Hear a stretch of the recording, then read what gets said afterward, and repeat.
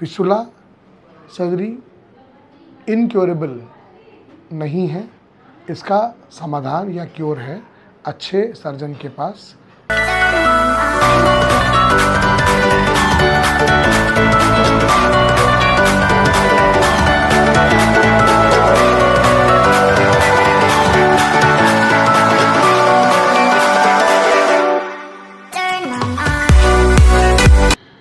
Mrs Sushma जो कि lump sum 38 साल की थी, ये हमारे पास लैट्रिन के बगल में जो एक फोड़ा लेके आई कुछ दिनों पहले, मतलब आई वुड से 3 से 4 हफ्ते पहले।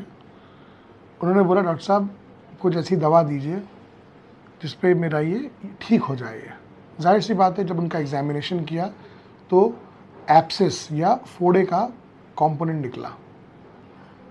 जब हम लोग इस एब्सेस की या लैट्रिन के रास्ते के फोड़े की बात करते हैं, वो अपने आप उसका रास्ता क्या हो सकता है, आप कल्पना करिए। अगर फोड़ा है तो वो बाहर की तरफ जो स्किन की तरफ भी खुल सकता है और अंदर की तरफ जो लैट्रिन के रास्ते की तरफ भी फूट सकता है।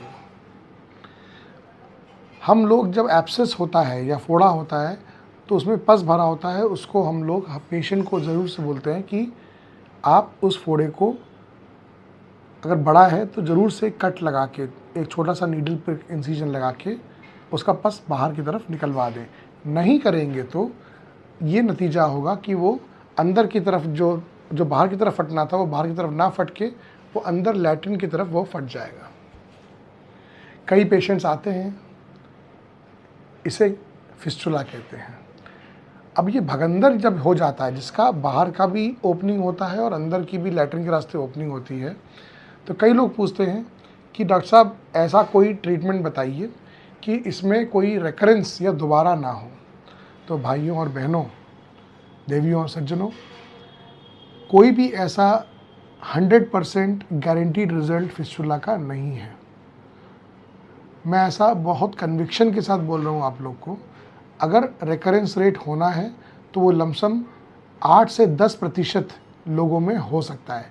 इसका तात्पर्य ये है कि अगर फिस्टुला का ऑपरेशन भी हुआ है तो 90 to 92% में आपको फिस्टुला दोबारा नहीं होगा, लेकिन 6 से 8% में ये दोबारा हो सकता है। ऐसा एक रीज़न की वजह से है। अगर हम लोग फिस्टुला होता है तो एक MRI फिस्टुलोग्राम कराते हैं। फिस्टुला के भी कई प्रकार के ग्रेड्स होते हैं, स्टेजिंग होती है। दो मेजर ग्रेड होते हैं, जो है लो या सिंपल फिस्टुला और एक हाई या कॉम्प्लेक्स फिस्टुला। हम लोग अगर MRI कराते हैं पेशेंट की ऑपरेशन के पहले, तो जो ट्रैक्ट है, जब जैसा मैंने आपको पहले वर्णन किया, वो ट्रैक्ट आपका जो मसल्स, जो लैट्रिन के बगल में जो मसल्स हैं, उसको भेदते हुए जा रही है या उसके थ्रू जा रही है या उसके अलॉन्ग जा रही है या उसके ऊपर से जा रही है, या कोई पस का या मवाद का कलेक्शन है या नहीं है।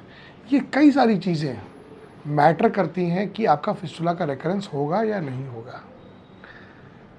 यूजली जो लो लेवल के होते हैं, स्टेज 1 या स्टेज 2 के, इनका रेकरेंस नहीं होता है। और जो हाई ग्रेड के होते हैं, ग्रेड 3, ग्रेड 4, जिसमें फिस्टुला ट्रैक्ट मसल को भेदते हुए अंदर जा रही है या पस पॉकेट कलेक्शन है ऑलरेडी, तो ऐसे व्यक्तियों को दोबारा ऑपरेशन के होने के बावजूद दोबारा फिस्टुला होने की संभावना प्रबल होती है। I would say around 5 to 7 या 8% तक जा सकती है दोबारा होने के लिए।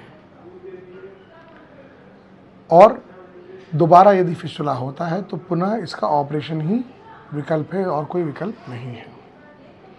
तो अगर आप फिस्टुला से पीड़ित हैं तो एक सही जानकारी लेके अपने डॉक्टर के पास जाएं और उसका समाधान समझें।